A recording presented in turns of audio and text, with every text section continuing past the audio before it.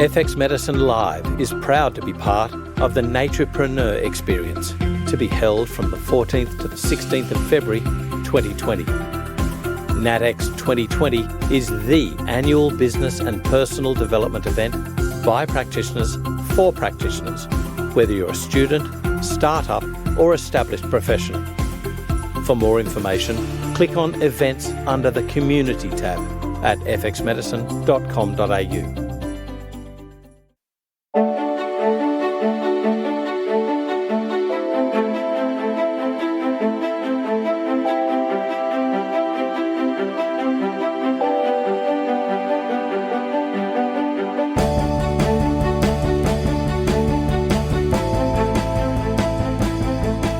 This is FX Medicine. I'm Andrew Whitfield Cook. Joining me on the line today is Moira Bradfield. Moira has 16 years' experience working as a naturopath, both in Australia and overseas. Graduating with a Bachelor of Naturopathy from Southern Cross University in 2001, Moira has worked as a naturopath in a variety of settings with a wide range of health conditions and disease states. In the pursuit of blending naturopathic medicine with oriental modalities, Moira completed a diploma in traditional Thai massage in 2004 and in 2010 completed a master's degree in acupuncture through Southern Cross University and now incorporates effective oriental protocols into her naturopathic practice. She has travelled to the United Kingdom, Thailand and China as part of her clinical training. She specialises in holistic medical ophthalmology as part of an integrative acupuncture practice on the Gold Coast and maintains a busy private practice in this specialty. She also has a general practice which focuses on complex case presentations and pathologies, including those related to the vaginal microbiome.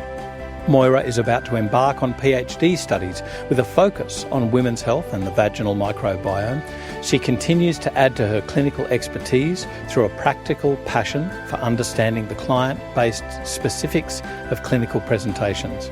Moira has lectured in naturopathy both overseas and in Australia, in nutrition, pharmacology and pathology, and is currently a senior lecturer of nutrition at the Endeavour College of Natural Health, Gold Coast. Welcome back to FX Medicine, Moira. How are you going? Very well. Thanks for having me back again. In part one of our podcasts on vaginal dysbiosis, we went through presentations, screening, modifiable factors, amongst other things, which may impact ladies' health. Today we'll be delving more into the clinical aspects and treatment of vaginal dysbiosis. So where do we start here? What's the biggest aspect or the biggest issues that we need to be aware of when treating vaginal dysbiosis?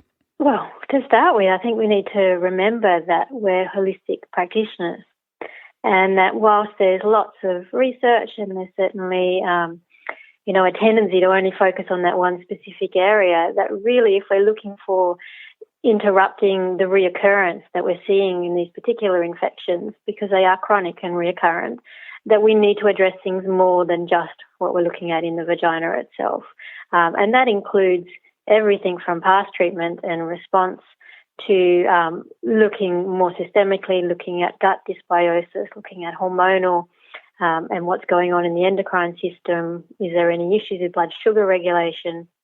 And of course, looking at stressors and anything that might be depleting an immune response or even affecting a microbiome in its various surfaces in the body. And of course, there's so many aspects to cover here, but I guess the holistic approach to treatment of this might answer why there's such a vast variability in quote-unquote normal presentations of the woman's vagina. Some women normally have leukorrhea. Some women recurrently suffer from Candida, whereas others only suffer from it transiently, others only in certain situations, maybe antibiotic use or if they're immune depleted. So how do we assess where we should head back to? For me, that's certainly part of just a general clinical practice. We've talked in our previous podcast about the array of different factors that can influence the microbiome in the vagina. So everything from sexual practices to what they may be using in sanitary and hygiene practices. We also need to assess hormonal imbalance or hormonal balance for a woman, because there's certainly an ebb and flow of infection and breakout associated with where estrogen levels are. So we would need to be looking at, assessing in a clinical setting like we would at any other time, what's going on with the hormones, how are we establishing perhaps something like estrogen dominance, and assessing along those ways on an endocrine system, and also looking for the risk of high blood sugar levels if we're dealing with a Candida presentation. So it's not just about, although it's still important, the specifics of the vagina and the discharge and the amount of discomfort that they may be experiencing. And we do need to assess also those things we were talking about previously. So, that comes into that presentation on a holistic basis. Just thinking about what you mentioned there regarding estrogen and also Candida, for instance, with, let's say, an overabundance of substrates for growth of Candida. The premise is that Candida overgrows in the bowel and moves forward because of anatomical closeness of the vagina to the anus. But I have heard from practitioners, for instance, a gastroenterologist has said that he never finds Candida overgrowing in the bowel, but it does impact on the vagina. Have you ever done testing like CDSA analysis perhaps, which might be identifying that there is Candida in a stool sample? And I guess there's still issues on what that stool sample is collecting. Like, is it from higher up or is it from lower down? Well, not directly. But what you are saying is essentially that we can have a dysbiosis that is vaginal that doesn't necessarily have a reflection on the bowel, and vice versa, because we can have certainly bowel-based dysbiosis that doesn't result in recurrent infections for a female. Yeah. And we do know that migration, the anus to vaginal migration of microbes, whether they are mycoses or bacteria, is part of how we have this, co-environment occurring. There's also, as we see when we're looking at how, just taking something like an oral probiotic affects other sites, like breast milk, for example, there's certainly there's the hypotheses that these things travel to these areas or signalling, population growth in ways other than just direct translocation of microbes. Yes. So there are other ways that we could be looking at that. And certainly, a pre-existing dysbiosis in the vagina and it's just a normal migration or exposure of a Candida species, which would exist there normally. It's just that you don't want the diversity that we see when we have those type of infections occurring. That's just become an opportunistic, like it does in other places, in that circumstance, because of a depletion of other microbes surrounding it that aren't keeping it in check, that aren't then, keeping that pH in balance where it should be for optimal vaginal health. You mentioned something very interesting there, and that was the microbial signalling. So, very much like the interleukin signalling that we can talk about with regards to gut-brain function, for instance, a very interesting area of microbial or microbiota, microbiome, whichever word you want to use there. The research arm that's heading down that path now. Similarly, are you finding that you can influence women's vaginal microbiota by giving oral probiotics? Oh, definitely. And, certainly there is an abundance of research that suggests that's a possibility, looking at everything from just simply, oral probiotics and tracking the appearance of that particular population in the vagina, to also using oral treatments in the prevention or cutting the risk of reoccurrence in sufferers. So we have that body of evidence there. We also have a body of evidence that is looking at more direct application of probiotics to the vagina, where we're using vaginal tablets or pessaries. So there is there's an array of different ways that we can affect the vaginal microbiome. The direction that you take is sometimes dictated by the acuteness of the situation, the chronicity of it, and also the other circumstances surrounding it. Because sometimes, you have an acute presentation, that's what you need to treat. The systemic, more chronic stuff comes on in the background and certainly takes a lot more time to shift. So we could use a vaginal pessary to get quite a quick shift in the microbiome, but it doesn't necessarily mean that we're going to have an ongoing survival of that population. And in fact, in people who are prone to the reoccurrence of these infections, what they do know is that they're already dominated by a more diverse microbiome in the vagina, and of a population group that is more, not just Gardnerella based, but Mabiclinus, which is the one I can't say. Mabiclinus, yeah. I love these people that make up these microbial names. Oh, gosh. I can read them, but I can't say them. That we have that situation. And then we also have host immunity, immune tolerance and what's going on. And there's some really interesting stuff that's looking at, that sometimes immune tolerance is an interesting factor when we're looking at why aren't we populating long term when we've put the probiotics in and we've done the hard work, and it can be down to the fact that immune system already is in play and recognizing a particular microbe, and it works in reverse in that you're actually not, it's doing its job too well and the tolerance isn't there and we're wiping out perhaps beneficial populations. And then, of course, we have multiple strains. We have the issue of bacteriophages and how they come into play. And certainly, I was mentioning to you off-air the role of iners in the vaginal microbiome and whether that is a fact, a friend or a foe. And one of the things they do know about iners is that it's, got some genes that are quite specific in antibacteriophage defense. So when we see a population such as what we might see in bacterial vaginosis, where, bacteriophages may be responsible for that wipeout of lactobacilli. And we also know that that's a really great environment for the pathogenic strains to grow. That iners could possibly be kicking in because it has antibacteriophage capabilities. And in that situation, it becomes the dominant species. It also becomes the dominant species post-pharmaceutical treatment as well. So, whether it is there and it has variants that are pathogenic and it's using that as an opportunistic, whether that is there as part of a trending towards dysbiosis, which is also one of the theories that is being pushed around, it's quite interesting. And what it brings back to us is that we know very little, and that we can, the more I go into microbes, I'm like, wow, you have that capability. That you do that, you can signal that, and, you survive in that environment. It's interesting that we can then step back and manipulate that and expect to know and control that as well. There's firstly, before I move on, I just want to clarify what I asked last time, because I in my last question, I don't think I asked it very well. I was thinking more about the microbial signalling. You measure this? Do you actually see the difference in signalling upon giving an oral probiotic, or do you measure symptoms?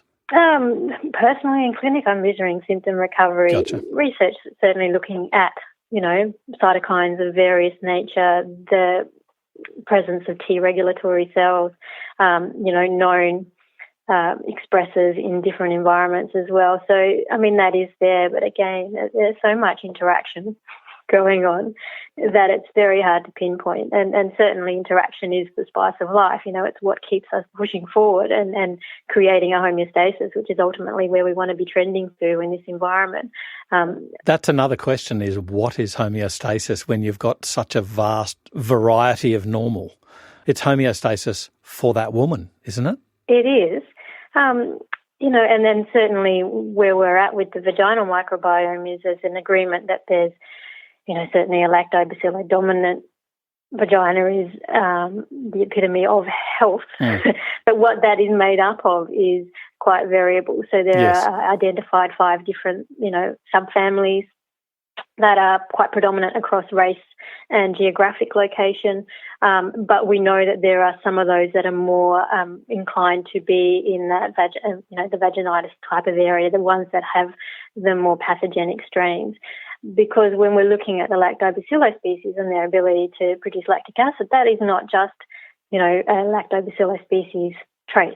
And we do have pathogenic strains that can also do that. And therefore, in some circumstances, if we were just going on microbes and what that looked like, unless we're considering symptomatology, we can't necessarily say whether that is actually, an infection or a pathogenic state at all. It's just that that's a slightly different variant that usually in many women is expressed in these type of infections, but in a certain asymptomatic female or a person with a vagina, that might actually be, a normal for them. And they may not have symptoms associated with it. And therefore, like when we're looking at other pathogens in other areas, does that require treatment? Lactobacillus iners may or may not be pathogenic, not just a temporal rescuer, so that it sets up the scaffolding for the next, dare I say the word, probiotic organism to come along to then take over the restoration of the normal vaginal microbiota. Is that true? Is that what you're saying, that there may be actually some pathogenic aspects to Lactobacillus iners? Possibly. The jury's still out on it. But when we're looking at this environment, that is a species that has quite a great resilience. Yeah. Is associated as well with some of these, particularly bacterial vaginosis, which is where my head is at a lot of the time these days, associated with those type of conditions in health and in disease. One of the factors that when I've been reading around that, I do keep coming back to, however, is that we are dealing with people who have used pharmaceuticals. So the introduction of metronidazole or clindamycin, if we're dealing with resistant species, has already happened. So we've already wiped out, possibly, if the microbes already weren't there, any base level of the other types of lactobacilli, because they do know about crispardus that it's possibly wiped out by metronidazole. Iners is resistant to metronidazole, so it's also there because it can be there. It likes an iron-rich and sulfur-rich environment, so it exists and survives through menstruation, which is also characteristic of Gardnerella. So we've got quite a robust lactobacilli, but it doesn't necessarily confer some of the other health benefits that the less robust species and the diversity or the balance of those in those families provide. So it's quite interesting. Yeah, very much so. I'm scratching my head here because I thought, yep, got it right. I absolutely got it right. I understand that, iners crispardus, jensenii, gasseri, they're very important, good guys. Nah, maybe not.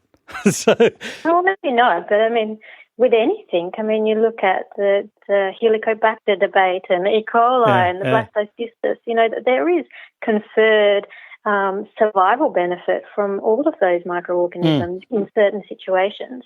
And when you bring it down to homeostasis, that's all our body is trying to do, is survive another day. And so, how it does that is diverse as well, and right down to our microbes and what they're signalling and the type of environment they're trying to stabilise. So, whilst Iners tends to be the jury is more on the side that it's actually friendly, there are circumstances where perhaps it's resistant and pathogenic. Like any of those things, have the ability to be. Can you take us through bacteriophages, please? I can take you through the crash course. There's certainly something that when I first encountered bacteriophages, I was like, what?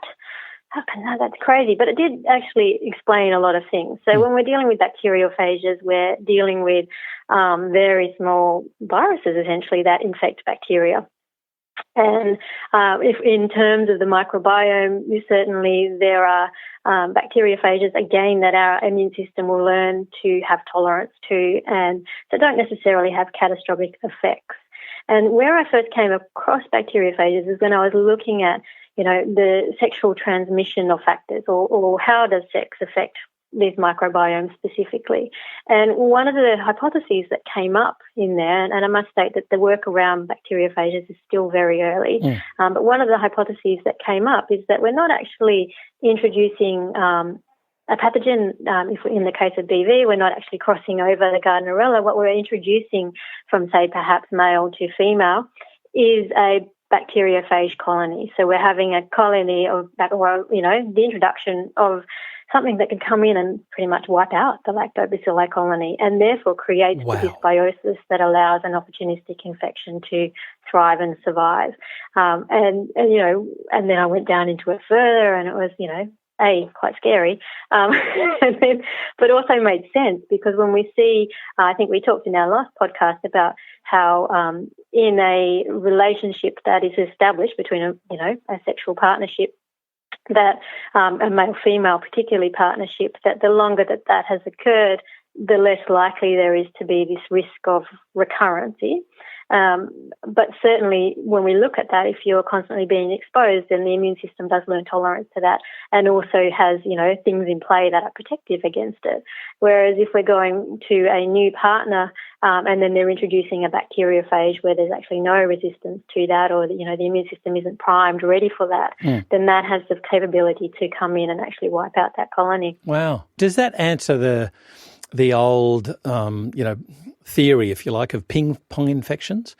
For instance, the female was treated for thrush and would have sexual intercourse with partner would then get symptoms of thrush and pass it back and forth between each other. And so, there was this time, certainly with bacterial vaginosis, where both partners were treated simultaneously. Is that of relevance? It certainly is. It offers insight into that. But we still need to, I mean, being ever holistic, we still need to consider that if you had a really robust colony and, and great pH and good lactic acid production and good hydrogen peroxide production, then perhaps that bacteriophage would never get the chance to do what it does. Yeah. So it comes back to terrain, always comes back to terrain. But it is interesting in the sense, as I mentioned before, because iners has the genes, they're called CRISPR genes, clustered regularly interspaced short palindromic repeat genes, which are antibacteriophage defense systems, essentially. So as a lactobacilli, they have the ability to protect us against that, and that's one of the reasons why we see it in those environments that are already dysbiotic, whether it's representative of a shift to dysbiosis or a response to a shift to dysbiosis because of a phage, then that's quite possibly, gives us some insight into that as well.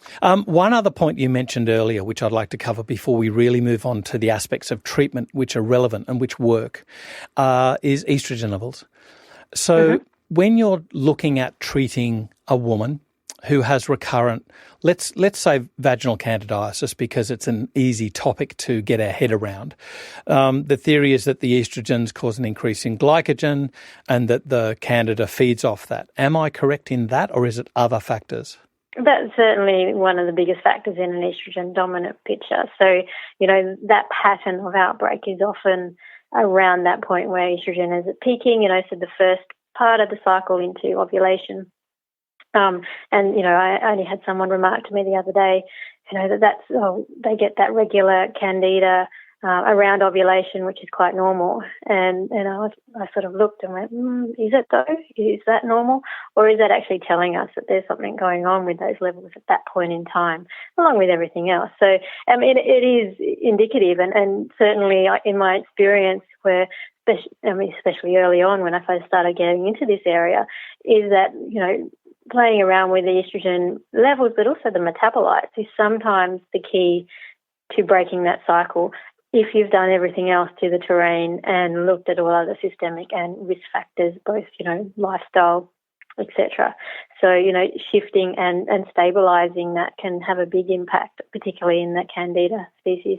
So now to move on to treatment, I've got to ask the question here. We spoke about terrain, and it just seems that if the terrain is not set up for healthy homeostatic or homeostasis, then whatever treatment you're going to impart is going to be short-lived and transient. Yeah, definitely. That said, you mentioned that, for instance, certain pathogenic species may produce high amounts of lactic acid, so maybe that isn't the answer to treat with. Traditionally, there's been treatments used which encompass things like yogurt, even acetic acid from vinegar or dilute vinegar, I should also say. Where do you find the relevance of these? And indeed, where do you find the relevance of muco or trophorestorative treatments to aid in restoring or relieving inflammation of the vagina? That's a really great question. And certainly those things that are more traditionally used, like that, the vinegar douches or using lactic acid or fermented wheys, are all very useful in an acute symptom flare. They're not necessarily, unless you address those underpinning systemic factors, going to result in preventing reoccurrence. And that's certainly, where we're at with these people. Most of the people I see are already in a recurrent state, which is suggestive that those other factors need to be addressed. If it's a once-off, never had ever in my life before, this has happened, I had this medication, then sometimes that acute local treatment will get you through and, homeostasis should be restored because the vitality is there in the individual to do that. Gotcha. But in that other stage, you need to certainly give them relief, because depending upon what's going on, it can be very uncomfortable for them. But then the undercurrent of treatment should go on for much longer. And it is, as I mentioned earlier, it's addressing the why, and certainly the cornerstone of that for most practitioners should be looking at dysbiosis in other sites and gut, because that is our main part of where we're getting that feedback from. but then certainly what is affecting that, and that's where it becomes systemic, obviously. Is there hormonal aspects associated with that? And certainly even in estrogen dominance, the gut needs to be addressed. Where's the stress and immunity side of it going on? What can we do to correct that? And then we might see that when we introduce a lactobacilli colony, that they have a much longer longevity.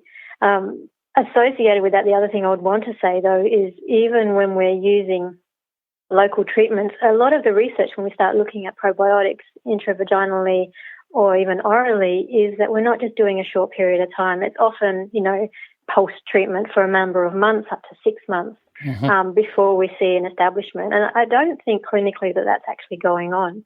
There's a tendency to sort of, treat 5 days, 6 days. Like a course of antibiotics, and move away from it. Whereas we are looking at longer term, and even just a baseline probiotic in at-risk people is much more preferred than, having to go back to fluconazole, metronidazole, those type of treatments so that we don't have to wipe out microflora repetitively.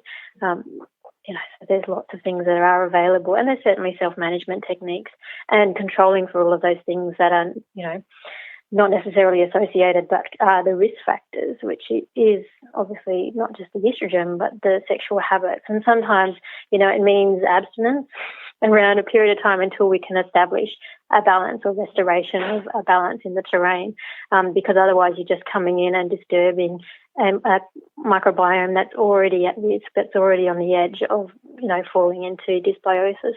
So you just mentioning a few of those species and strains, it seems like the list is ever growing.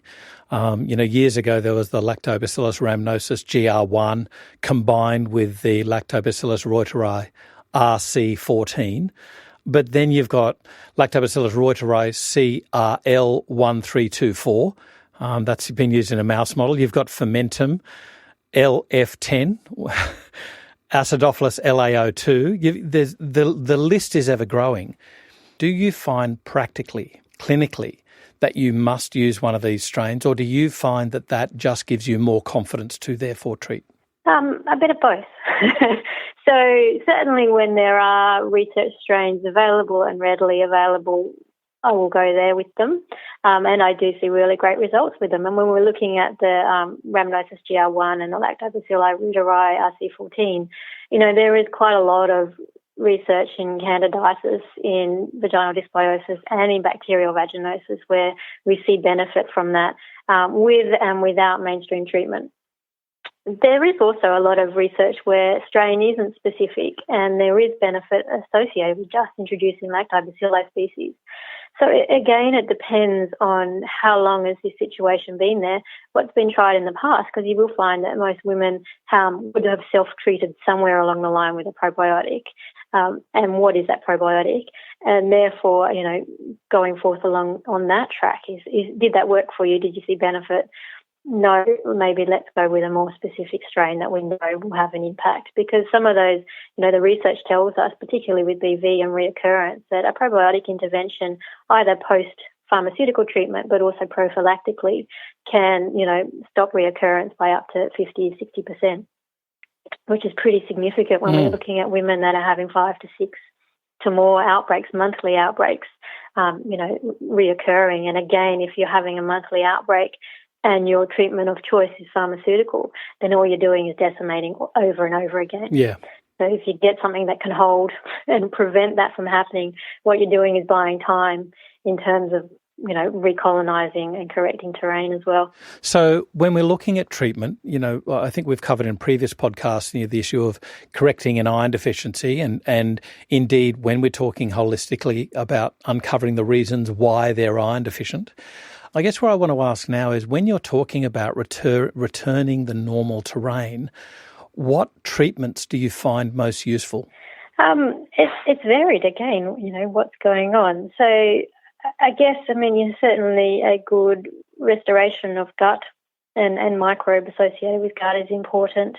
Down-regulating inflammatory cytokines is also very important in a systemic sense, and correcting hormones. So, all of that will always go on in the background, and certainly the treatments for that are so diverse that perhaps, that's a whole other series of podcasts.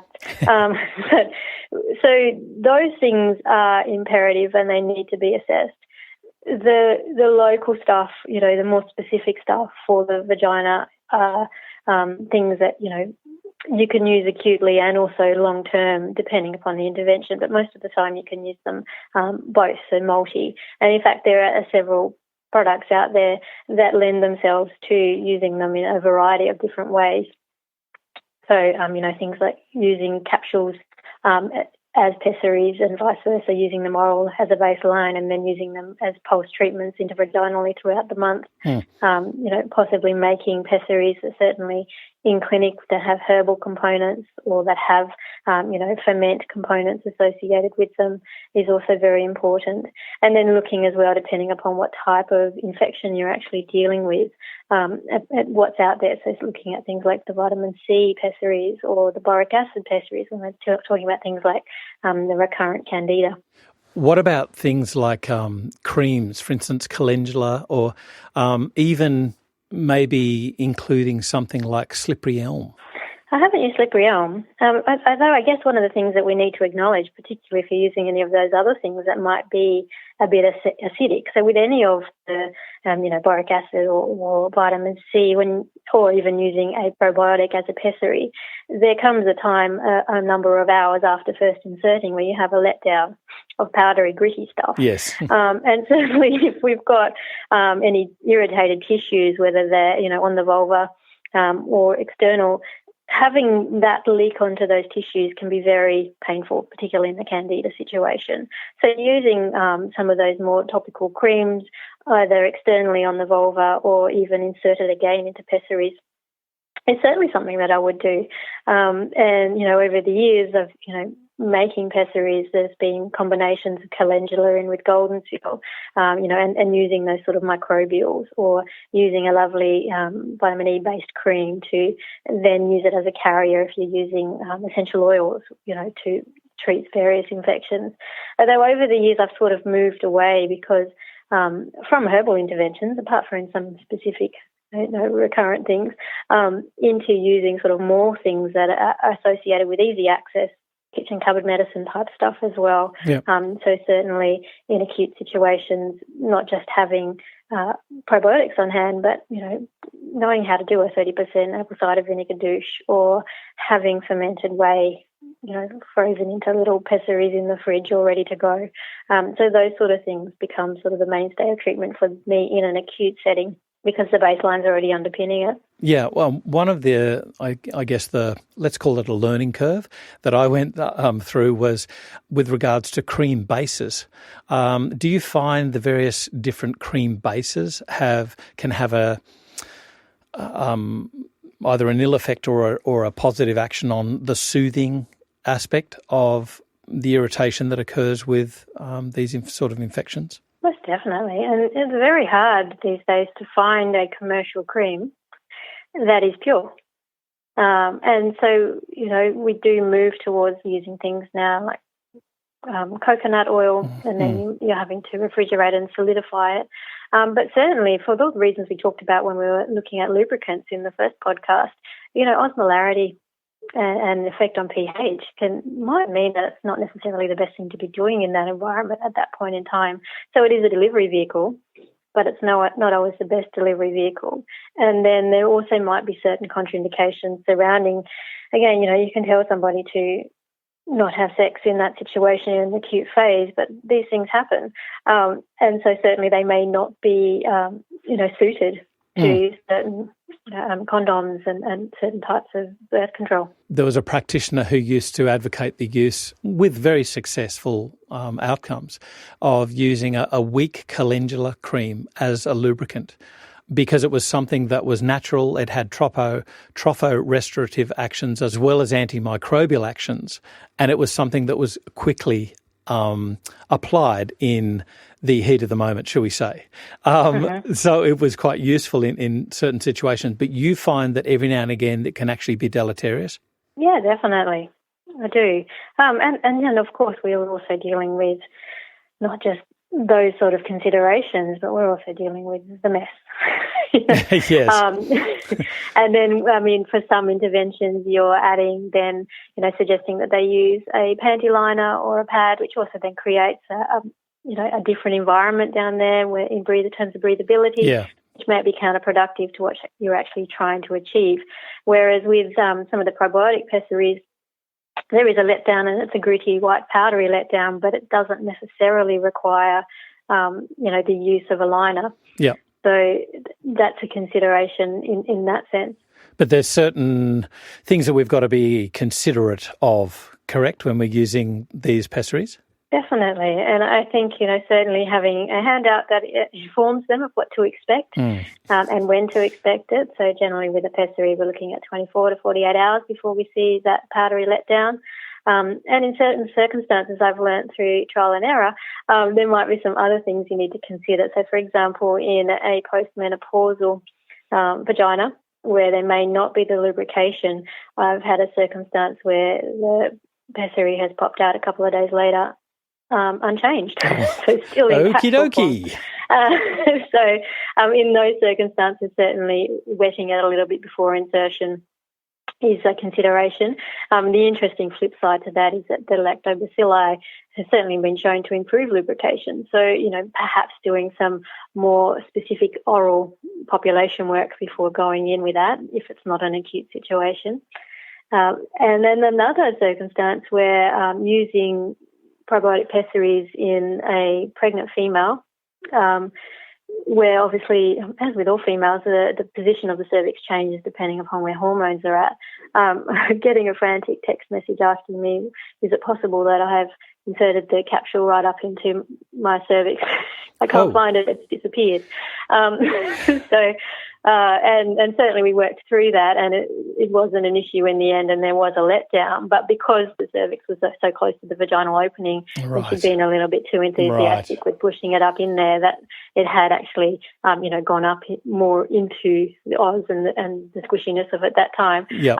But, she still had a plug in place, and there wasn't any other risk of infection. But, those are things, I guess, to be mindful of on a clinical setting. Yes, that's a very relevant safety aspect.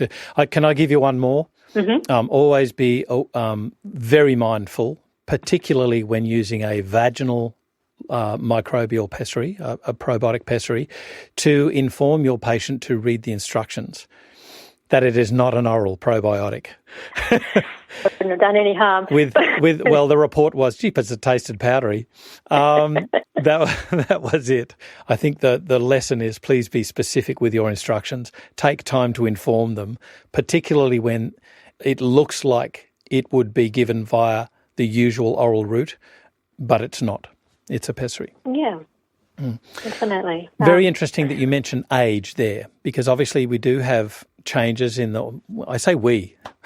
women do have changes in the vaginal mucosal lining with age, and even after bearing children, things like that.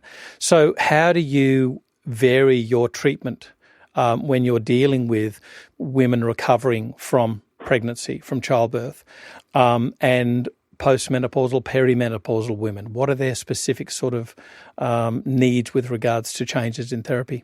If we start off with the postpartum group, I guess, is the considerations there. If we're doing any type of oral therapies, obviously, are they breastfeeding? And what impact is that going to have if we're introducing some sort of therapeutic into play? So we certainly are a little bit more restricted in terms of antimicrobials if we're using those orally to correct any sort of dysbiosis. The other aspect of that is if they've had vaginal delivery, there's obviously, and depending upon how soon postpartum it actually is, again, we may have some issues in terms of retaining pessaries if that's what we're going to be introducing. Interestingly, because of what I was mentioning earlier about the iron-rich environment that comes with menstruation and also bleeding, and Gardnerella survival is that if we've got somebody that has a history of recurrent, I mean, hopefully it's been dealt with during pregnancy to, ensure an appropriate microbiome for birth, but also in that postpartum period, depending upon the female and the way that they've given birth, the length of time, therefore, that they bleed could also be putting them at risk. So certainly, there's a huge variability in postpartum bleeding from days to weeks to months. And you need to be considerate about that would actually be changing that environment as well. You do have a different chemical, rhythm going on in the background, obviously, and the estrogen aspect of it is slightly different.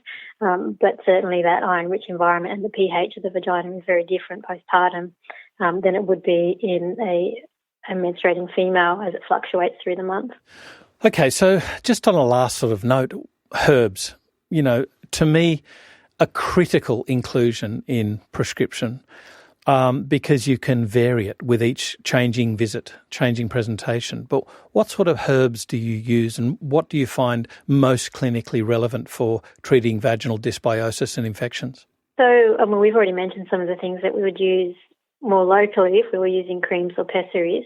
To that list, I guess I'd want to mention good old garlic and using whole clove, and which is a great kitchen cupboard remedy, at short notice. Yeah. Certainly when we're looking at allicin, the ability of that to affect microbial balance, even to looking at biofilms, is pretty important. So, inserting it, some people like to, thread a bit of string through it. I don't find that that's really that necessary. It tends to work its way out anyway. And so actually inserting a whole clove of garlic into the vagina, and depending upon the level of inflammation. So if we're doing with a candida where you tend to get that really, raw red mucosa, it's a peeled clove but not with any nicks or crushing. If it's a little bit, less and sort of more chronic and not having that super acute presentation, right. You can slightly bruise it. And it does seem to, after about 6 to 8 hours, a little bit of downward pressure and it pops itself back out again. And being mindful as well that if there is discomfort associated with it, then it's probably not inappropriate. But it has been used for a very long period of time as a, quite traditional remedy in that sense. Yep. And we do see research, not intravaginal as such, but certainly we see research looking at garlic tablets, and decreasing the incidence of BV and quite moderate cure rates, I guess, associated with it. So around about 60% using garlic tablets, but then orally. We do know a lot about it, orally, yes. Yep. We do know a lot about it in terms of just general dysbiosis and how it actually works in microbial imbalance. And so it's quite cornerstone in that oral part of my treatment protocol if we're looking to go through and sort of have a bit of a clean out. So it's a very effective remedy in that sense and, quite well tolerated, not a huge amount of side effects associated with it. So it's something I quite confidently use in those type of treatment protocols. I know that when we're talking about just general dysbiosis, the treatment of that has come quite diverse and we can choose to, use quite specific herbs and then we have to consider about how specific are they for certain microbial populations? Are we using quite a wide brush to deal with a very small problem? And that's all a consideration as well. We don't want to be wiping out anything that is beneficial. So again, some of those things would be a little bit more local if we were dealing with an acute flare, and then using appropriate. And for that reason, a lot of the probiotics that we have the ability to address biofilm and, quite significantly. So there's not always a requirement to go in with a bit of a wipe out of everything. You can sort of manipulate it quietly and subtly. But certainly if we were to go down that, there's the research there for golden seal or any of the berberine containing herbs, interestingly, and also things like basil. So we have, the ability to use those, and there's certainly products out there that combine things like that we can use successfully as well. Did you say basil or holy basil? Holy basil. Holy basil, gotcha. Yeah. Yep. And then, if we step away for a little bit from things like BV and Candida, and look at things like trichomoniasis, which we talked a bit about in our first podcast, there is some interesting research surrounding that, and phytochemicals. So, and many of the same things generally that we would use for BV, because the two coexist quite a lot with trichomoniasis. We see benefit for with trichomoniasis as well, herbally. So, there's some in vitro and in vivo research looking at that, and there's some case studies as well with using things like myrrh for trichomoniasis. And interestingly, there's some quite scary statistics of prevalence of trichomoniasis in places like the United States. So certainly in those populations, it's going to be an area where they're looking for more and more interventions, because metronidazole has many issues. There's some quite severe side effects with that type of intervention. Yeah. And this is a really common reoccurrent issue as well. Why are they finding more of an issue of trichomoniasis in the USA? Is it just because they're looking for it? I mean, Australia has a dearth of statistics on this sort of thing. I have no idea. I don't know. It's the population. And certainly the risk of unsafe sex, which is, an increasing issue in our population, surprisingly, or whether there are other factors at play. There's certainly, when we're looking at socioeconomic factors, there are clusters that would be associated with that. There certainly is in Australia when we're looking at Indigenous communities, unfortunately, and trichomoniasis infection. So that would be a huge part of that, I would imagine. And then, obviously that everything that goes with that. Moira, I love the way that you always treat the terrain and always ask why something's happening, and you always treat the person, not the disease. There's obviously so much to learn here. So we'll be putting up some resources on the FX Medicine website. I guess as a roundup, though, what do you find the relevance or the importance of pre- and post-testing to be with regards to your ladies in determining how they're recovering from these infections? That's a really great question. Part of that is dependent upon the underlying factors. So certainly with things like estrogen dominance, there would be retesting, even with, stress and the markers of what's going on there, there'd possibly be retesting. When it comes down to the microbe or what we're dealing with on an infectious level, it's dependent upon what we're dealing with. So certainly in situations, and not a huge part of my clinical practice, but in situations when there's been trichomoniasis, retesting is pretty important. And so that's part of that. Certainly with chronic BV and chronic Candida, symptom pictures alone are able to guide that. So you certainly, what symptoms are available or what symptoms are showing themselves and how often are they reoccurring, if at all, should be the marker that you're actually on the right track and that the dysbiosis is being corrected for that individual. And so on that very local vaginal level, that's where I would sit with that. And then systemically, it's depending upon what specifically I'm actually measuring. So, all of the array of functional and mainstream testing is available to us. So thyroid levels, blood sugar levels, estrogen levels. And if I do go down the path of looking at CDSAs and things like that, then we can certainly retest different aspects of that depending upon what showed up initially.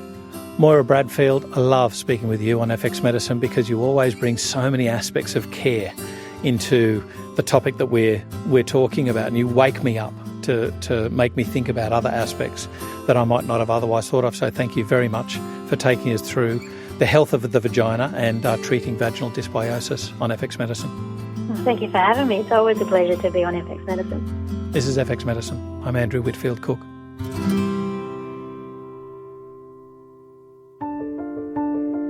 A lot of what we do here at FX Medicine is made possible by the generous collaboration of our many guests and contributors.